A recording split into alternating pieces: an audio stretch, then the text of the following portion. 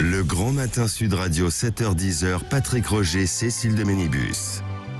Il est 8h49, le comparateur des programmes ce matin avec Agnès Verdier-Molinier, directrice de l'IFRAP, qui est la Fondation pour la recherche sur les administrations et les politiques publiques. Et je rappelle son livre, toujours, et Le vrai état de la France, publié aux éditions de l'Observatoire. Bonjour Agnès. Bonjour Agnès.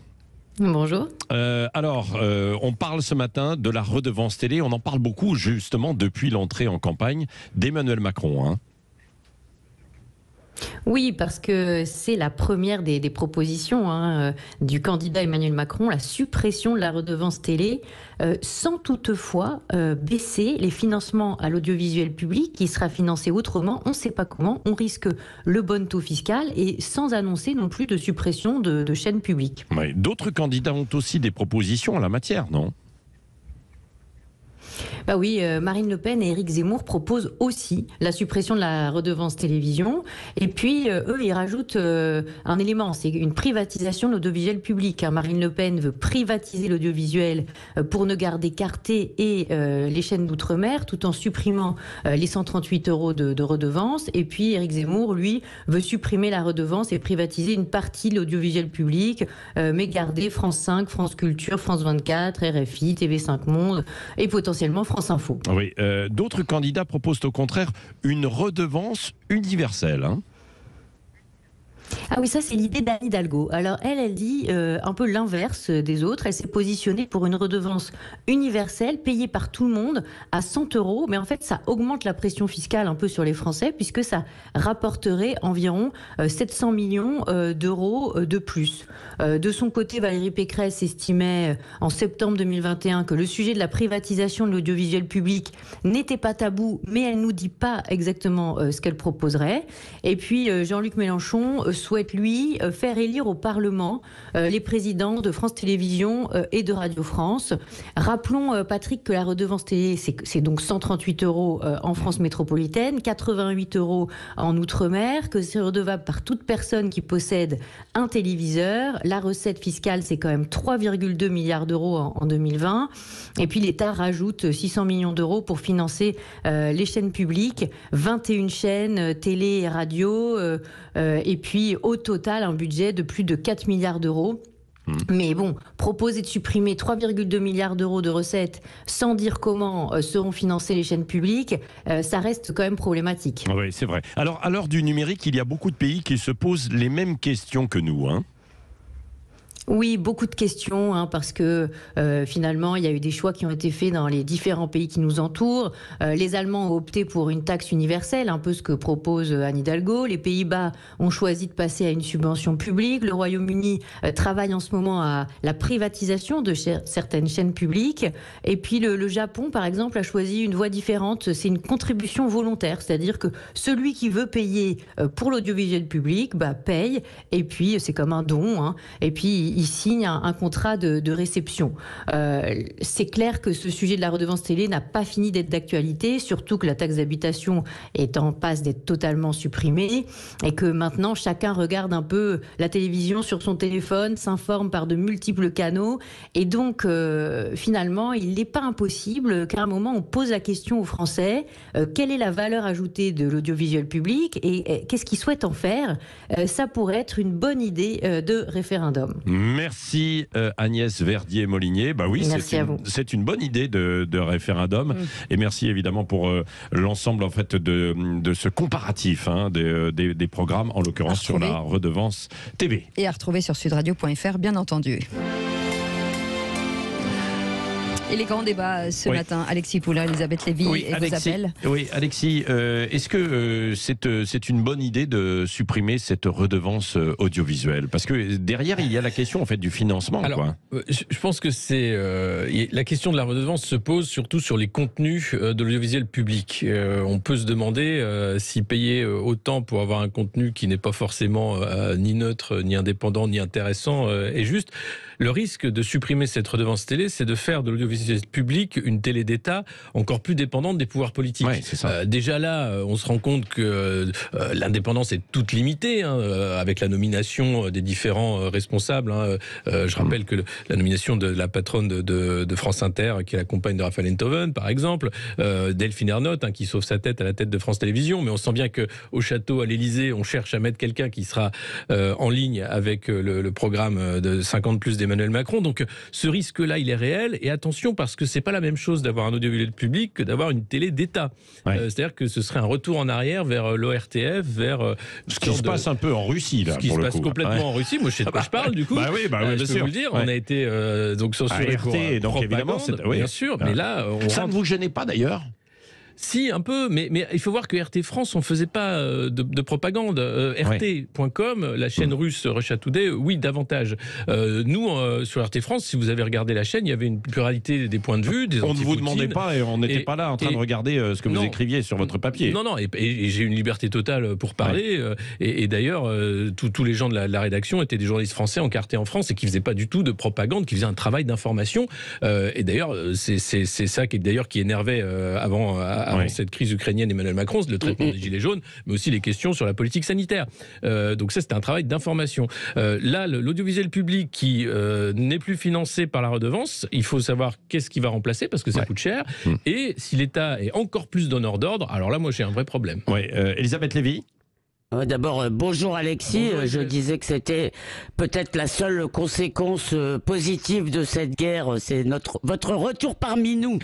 Voilà. Mais bien que j'ai été, moi, effaré par la suspension de RT et Sputnik, que j'ai trouvé particulièrement stupide et démagogique comme mesure, mais passons.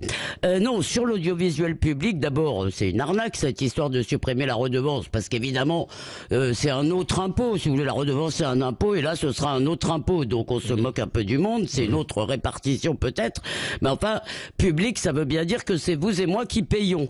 Moi, ce qui me pose problème, en fait, c'est pas le financement, je ne dis pas qu'il n'y a pas des gabegies, et peut-être on n'a pas besoin d'autant de chaînes de télé, je suis pas sûr que France 4 soit particulièrement indispensable à notre paysage audiovisuel. Non, ce qui me pose problème, et là, je vais parler de la radio, je suis désolé, cher Patrick, si vous voulez, c'est l'absence de pluralisme. C'est-à-dire que, en fait, et là, je ne dirais pas que c'est parce que c'est une radio d'État ou des télés d'État, en fait. Je dis que c'est c'est plutôt, si vous voulez, une espèce d'idéologie spontanée, notamment chez des journalistes, chez les gens qui font de l'information, on a d'excellents programmes par ailleurs, mais une espèce d'idéologie spontanée, c'est-à-dire on est de gauche comme on respire. Vous voyez, il n'y a pas de... Puisqu'il y a eu une ouverture, en fait, quand même, avec des éditorialistes venus d'autres... J'en ai parlé, cher Patrick. Natacha Polony, oui, excusez-moi, c'est une blague. Oui, d'accord. 10 minutes de pluralisme par semaine. Excusez-moi, c'est se moquer du monde. Non, là, franchement. Moi, malheureusement, pardon. J'écoute évidemment Sud Radio, mais il m'arrive quand même d'écouter en replay pour savoir un peu ce que je paye, parce que je paye, j'écoute.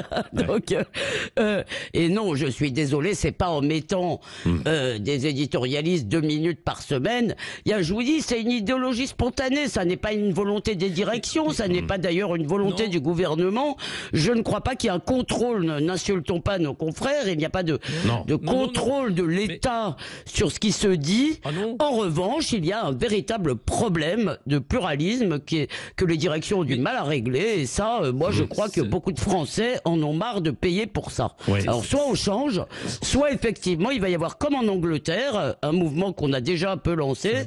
Vous savez, en Angleterre, il y a eu Defund BBC. Arrêtez de payer pour la BBC. Allez, on en parlera tout à l'heure. Non, parce qu'on dépasse le temps, mais vous reviendrez. Pardon, désolé Patrick. Non, mais vous reviendrez tout à l'heure à 9h15. On va en parler à 9h10. Tout à l'heure, après Revel en campagne, et Éric Revel qui nous parlera aussi. Alors, c'est quand même assez intéressant, les déclarations de patrimoine. Toujours. Il y a de la transparence. C'est plutôt bien. Enfin, je sais pas. D'ailleurs, je sais pas ce que vous en pensez. Oui, justement, dites-nous si vous en pensez. Qu'est-ce que vous en pensez? Est-ce que c'est bien d'avoir cette transparence en fait totale? Ça sert à quelque chose. Ça sert à quelque chose. Vous pouvez nous appeler 0826 300 300. Merci Patrick, à tout de suite. Le Grand Matin Sud Radio, 7h-10h, Patrick Roger, Cécile de Ménibus. Et juste avant Éric Revel, dans un instant, on va revenir sur cette redevance télé. Au 0826, vous nous appelez, hein, 0826 300 300. Oui. Et sur la transparence justement du patrimoine. Bien sûr. Donc il y a évidemment la question de la redevance télé. Est-ce que vous voulez encore réagir? Est-ce qu'il faut la supprimer? Est-ce qu'il faut la revoir? Est-ce qu'il faut la maintenir? Autre question dans l'actualité, ce qu'on va évoquer en fait dans un instant, hein, les déclarations de patrimoine des candidats. Vous pouvez réagir aussi. Est-ce que c'est bien qu'il y ait cette déclaration, cette transparence, et vous pouvez aussi commenter ces déclarations que l'on va voir en fait dans un instant. Et puis les autres sujets, il y a aussi la fin du pass vaccinal à partir de lundi prochain. Oui, restez avec nous et tout de suite Éric Revel. Sud Radio présidentielle 2022. Et c'est Revel en campagne. Bonjour Éric, bienvenue. Bonjour Cécile, bonjour Patrick, bonjour à tous. Alors Éric, ce matin, donc avec vous, je le disais, on va revenir sur ce qui est une parenthèse un peu croustillante, hein, c'est vrai, les déclarations de patrimoine des candidats à la présidentielle. Ça, c'est valable depuis l'affaire Cahuzac, hein, c'est ça, en 2013. C'est vous qui me le rappelez, Éric. Tous les politiques doivent tout dire sur leur patrimoine. Alors, pour nos 12 candidats, qu'est-ce que ça donne en détail ? Bon, alors, à droite, Patrick, on est plus riche qu'à gauche. Bon, ça, c'est pour l'image d'Épinal, peut-être un peu facile, mais enfin, c'est une réalité quand on voit la déclaration des patrimoines. Valérie Pécresse annonce donc dans les documents de la Haute Autorité pour la transparence de la vie publique, hein, c'est comme ça que ça s'appelle, 9,7 millions d'euros de patrimoine, alors qu'Éric Zemmour déclare plus de 4 millions quand même, hein, avec la propriété pour l'ancien journaliste du Figaro, ou la copropriété de 5 appartements. Nicolas Dupont-Aignan, pas mal non plus, 2 millions d'euros. Et puis Marine Le Pen, 1,2 millions d'euros répartis sur 3 maisons. Bon, la droite déclare plus que la gauche. Oui, alors à gauche, qui est le plus riche, entre guillemets, des candidats à l'élection présidentielle ? Alors, vous le noterez peut-être, hein, dans certains médias, on n'en parle pas parce que il remonte dans les sondages. C'est Jean-Luc Mélenchon. Jean-Luc Mélenchon, le millionnaire, le leader de la France insoumise, est plus riche que Marine Le Pen. Mélenchon, c'est 1,4 million d'euros de patrimoine, avec notamment un appartement et une maison. Alors, 1,4 million de patrimoine, c'est pas si mal pour l'anticapitaliste Mélenchon, qui a été toute sa vie professionnelle, quand même, un élu ou payé par un parti politique. Puis j'ai fait un petit calcul juste comme ça, pour que ça discute à gauche, hein, ils aiment bien le débat aussi. On aime bien le débat à gauche. Le patrimoine de Mélenchon, il est égal à celui cumulé d'Anne Hidalgo, de Yannick Jadot, de Fabien Roussel et de Nathalie Arthaud. Ça fait 1,4 million le tout. Oui. Et alors, il y en a un que vous avez oublié, hein, volontairement, bien sûr. C'est Emmanuel Macron et le patrimoine du président candidat, alors. Alors oui, on pourrait dire qu'au cabinet des curiosités, on découvre effectivement dans ce classement, Patrick, des patrimoines des candidats à la présidentielle que, vous l'avez un peu dit tout à l'heure, mais j'ai regardé dans le détail que Jean Lassalle, le député berger des Pyrénées, hein, il est plus riche sur le papier qu'Emmanuel Macron, ancien banquier d'affaires devenu président de la République. 630 000 euros pour Jean Lassalle, 500 000 pour le président candidat. Emmanuel Macron touche pourtant un traitement de président de la République nourri-logé, hein, de 15 000 euros net par mois. Alors on se demande comment il ne peut déclarer que 500 000 euros. En fait, il ne déclare que des comptes en banque et pas d'immobilier, puisque par exemple, la fameuse maison du Touquet est au nom de son épouse Brigitte Macron. Et le reste est sans doute, affaire d'optimisation fiscale légale, comme on dit chez les banquiers d'affaires, ou alors, Emmanuel Macron n'est pas un bon gestionnaire à titre personnel. En tout cas, ce classement des patrimoines, en résumé, c'est peut-être l'unique classement où Valérie Pécresse arrivera en tête. On peut se dire les choses comme ça. Et puis, Emmanuel Macron, officiellement, seulement 8e sur 12 candidats en termes de patrimoine, se souviendra peut-être de sa propre formule, 8e sur 12, c'est pas terrible. Sa formule, c'était « il y a ceux qui réussissent et ceux qui ne sont rien ». À demain. Évidemment, ça fait réagir et ça suscite des commentaires et des réactions, hein, ces déclarations en fait de patrimoine. Déjà, est-ce que c'est une bonne chose ou pas de devoir se soustraire à cela? Alexis Poulain et ensuite Elisabeth. C'est une bonne chose. Oui, alors vous savez, le problème c'est que dès que vous vous engagez en politique, votre vie est disséquée, que ce soit déclaration de patrimoine, vie privée, enfin tout devient public quasiment. C'est extrêmement difficile difficile d'accepter ça, hein, mais c'est les règles du jeu. Et après, il y a évidemment dans cette déclaration de patrimoine, comme le soulignait Eric, des choses qui posent question, quoi. Le banquier d'affaires moins riche que le candidat de la gauche prolétarienne, ça pose des questions évidemment. Donc il y a des jeux de déclaration, il y a des façons aussi de pas le faire, d'oublier, de mettre certaines choses volontairement. Non, vous voyez pas Macron faire ça. Mais pas du tout. Mais non, mais pas du tout. Il est absolument transparent. Et donc c'est un peu un jeu de dupes, on va dire. Les politiques, le font. On a vu le nombre de déclarations qui ont été faussées. Certains se sont fait rattraper, ont été obligés même de démissionner, je crois, suite à des déclarations tronquées. Il y avait notamment, je pense, comment s'appelle-t-il, Delevoye, Jean-Paul Delevoye, qui avait présidé à la sélection en fait des futurs députés, bien sûr aussi pour la République en marche. Mais ça, c'est encore un truc, je crois, la haute autorité à la transparence de la vie publique héritée de François Hollande. Donc il y a quelque chose là d'une volonté politique de rendre aussi impossible l'engagement politique. Enfin, c'est trop compliqué parfois de se dire mais pourquoi on demande autant de transparence finalement aux responsables politiques et si peu aux responsables économiques. On fouille très peu les affaires d'évasion fiscale Elisabeth Lévy. Elisabeth. Non, mais moi je trouve cette affaire de transparence totalement insupportable. C'est-à-dire, je ne vois pas pourquoi, pour diriger un pays ou une circonscription, enfin pour être représentant, il faudrait se mettre à nu, si vous voulez, et ces gens-là doivent être honnêtes, effectivement, mais ils n'ont pas signé pour se montrer tels qu'ils sont. Aucun d'entre nous ne le fait, et je trouve ça pas bien. Alors, j'apporte un bémol. Il y avait avant une règle, me semble-t-il, c'est-à-dire que pour éviter l'enrichissement durant leur mandat, ils donnaient leur patrimoine à une autorité qui devait déjà être la même, ou peut-être elle avait un autre nom, et au début et à la fin. Et on regardait s'il n'y avait pas de problème.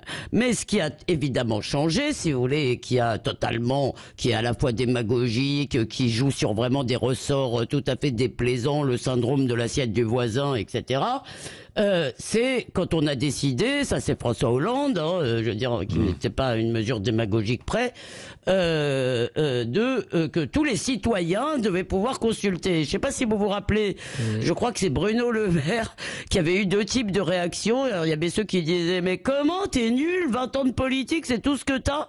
Il y avait en plus des commentaires et les autres qui disaient mais non tu mens, c'est pas possible. Moi je crois pas qu'il mente, je crois pas du tout que Emmanuel Macron dissimule quoi que ce soit. Alors là vraiment pas. En revanche peut-être n'était-il pas si performant comme banquier d'affaires que ce qu'on nous a dit. Voilà, peut-être qu'il n'a pas gagné des primes extraordinaires. Il y a un article de l'Obs de 2016 quand même qui dit qu'il a gagné lors de son passage chez Rothschild de quoi se mettre à l'abri du besoin toute sa vie. Mais on n'a jamais eu de détails. Il n'y a jamais eu de détails, mais c'est étonnant. C'est vrai. Peut-être qu'il a rien gagné. Il a peut-être acheté des robes à son épouse. Éric Revel, vous qui êtes spécialiste en fait de toutes ces questions financières, spécialiste du patrimoine caché. Du patrimoine et du placement. Non, mais je partage. Parlez-nous de votre yacht, Éric. C'est-à-dire que on dissèque tellement la vie des élus. Alors c'est vrai que l'affaire Cahuzac a été une bombe retentissante. Vous vous souvenez quand même de Jérôme Cahuzac, ministre du budget, chargé de surveiller et de choper ceux qui faisaient de la fraude fiscale et qui lui-même avait des comptes à l'étranger. Donc c'est sûr qu'il fallait remettre un peu d'ordre dans la maison. Mais ça doit dissuader beaucoup de gens quand même, et sans doute aussi des gens de talent de faire de la politique. Parce que quand vous êtes disséqué, coupé en tranches, et qu'il faut révéler jusqu'à, j'ai vu dans la déclaration de Valérie Pécresse, jusqu'à une lithographie de je sais pas trop qui déclare 15 000 euros. Bon, c'est une somme, évidemment, je vais pas dire que c'est pas une somme, mais enfin, et pourquoi pas la paire de souliers avec des semelles rouges, enfin, si pour ceux qui en ont. Ça a coûté cher à certains. Roland Dumas, souvenez-vous. François Fillon. Et ça décourage peut-être des gens d'entrer et de faire de la politique. Bon, maintenant, Emmanuel Macron, je pense que il a dû faire des affaires. Il y a pas de doute. Maintenant, vous avez le droit, c'est tout à fait légal, et je pense pas que la haute autorité pour la transparence de la vie publique, qui contrôle tout ça, soit bernable facilement. Il y a aussi des tas de façons, tout à fait légalement, de ranger son patrimoine dans telle boîte, de faire de petits optimisation fiscale. Là, il ne déclare aucun bien immobilier. Et là, ce n'est pas aucun bien immobilier. Oui, là, ce n'est pas déclaré parce que il y a quand même les livrets, etc. Tout ça est déclaré normalement. On voit qu'il y a des assurances vie et là, ça doit être compris dans cette déclaration. Il y a des choses qui n'apparaissent pas, qui n'apparaissent pas si elles ne sont pas placées si elles sont placées dans certains secteurs. Eric, c'est ça? Non, pas du tout.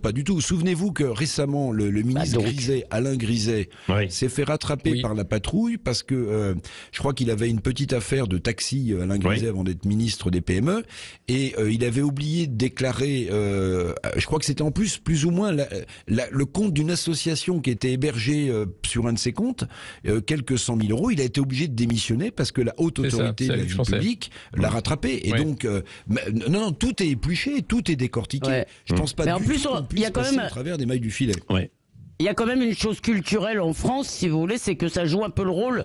C'est dans les pays catholiques en général, on est plus, sourcilleux sur l'argent que sur le sexe, dans une certaine mesure. Alors comme on est en train de s'américaniser, on devient aussi très prude sur les affaires, les frasques des uns et des autres, mais culturellement, si vous voulez, les Français étaient moins enclins à montrer leur argent et leur patrimoine. Il y a une grande différence entre les États-Unis et la France, de ce point de vue-là, c'est qu'aux États-Unis, quelqu'un qui réussit financièrement, il est montré, il est admiré. D'ailleurs, en général, on vous demande combien vous gagnez, c'est quoi votre patrimoine aux États-Unis, et tout le monde le dit. Alors qu'en France, c'est plutôt celui qui réussit ou qui est en phase de réussite, qui est montré du doigt en disant « Oh, le salaud, il a dû truander parce qu'il a plus d'argent que moi. » Ça, c'est quand même un sport français qui est quand même dingue aussi. Non, mais après, quand on confie en fait à quelqu'un les clés d'un pays et notamment sur l'aspect financier, on regarde aussi ce qu'il a obtenu. Et c'est vrai que Emmanuel Macron, c'est quand même assez étonnant qu'il n'ait de patrimoine que 500 000 euros avec son épouse, parce que ils sont quand même mariés. Alors même s'il y a la séparation de biens, on va pas rentrer dans les détails, mais tout de même, ça me semble quand même en fait assez étonnant. Et se dire que Valérie Pécresse, elle, avec son mari, ils ont réussi à accumuler 9 millions d'euros de patrimoine. Alors c'était peut-être aussi une transmission. Il y a peut-être des héritages, tout simplement. Je pense que c'est une façon de déclarer. Je voulais revenir là-dessus, mais par exemple, François Fillon, lors de la campagne, lui avait déclaré ses montres. Vous avez des blogs qui montrent les montres d'Emmanuel Macron. Il a des montres à plus de 16 000 euros. Il les a pas déclarées. Vous croyez? Mais oui. Vous avez un site qui permet de voir quelle montre est au poignet de quel homme politique ou quelle star. Et donc, vous avez une belle montre. Vous avez des lectures très intéressantes, Alexis. Après, attention. Vous savez qu'il y a aussi, je vais pas vous citer quelqu'un de très important dont je donnerai pas le nom, et qui portait une montre absolument hallucinante, mais vous savez, les montres transparentes là, que les tennisman mettent au poignet, de Richard Mille. Et donc je vais poser la question, je lui ai dit mais c'est qui, c'est Patrick Roget? Non, pas de montre. Non. J'ai dit mais c'est des montres qui valent entre 800 000 et 1 million plus d'euros. Hein. Et la personne en question m'a dit non. Moi, comme c'est une personne célèbre, il m'a dit non, moi je fais juste la pub, on me la prête.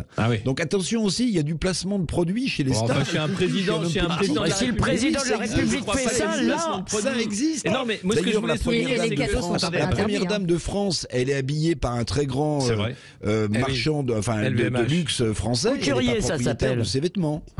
Mais non, ce que je voulais dire par rapport au précédent Fillon, c'est que c'est lui qui a été embêté dans sa campagne. Il y a eu cette affaire, un emploi fictif, des costumes, etc. Mais c'est lui qui avait fait la déclaration la plus exhaustive. Et on retrouve la même chose avec Valérie Pécresse, c'est-à-dire finalement. Sauf pour les costumes, donc. Oui, sauf pour les costumes. Mais les costumes, le problème, c'était qu'on. Mais quand vous avez un mandat, vous n'avez pas le droit de recevoir de cadeaux. Mais le problème, c'est que vous donnez prise. Le problème, c'est que vous donnez prise. Le problème des costumes, c'était pas les costumes, c'était qu'effectivement, il lui avait été offert par quelqu'un qui n'est pas un premier prix de vertu, et qu'on se dit, pour un futur président de la République, se mettre comme ça, devenir l'obligé de ces gens n'est pas forcément une bonne chose. Maintenant, si le président de la République fait du placement de produits, je vous assure que ça va faire un scandale. Allez, on poursuit dans un instant avec vos appels. De luxe. Allez, un peu. Pas pour les rasoirs. En tous les cas, ces jours-ci.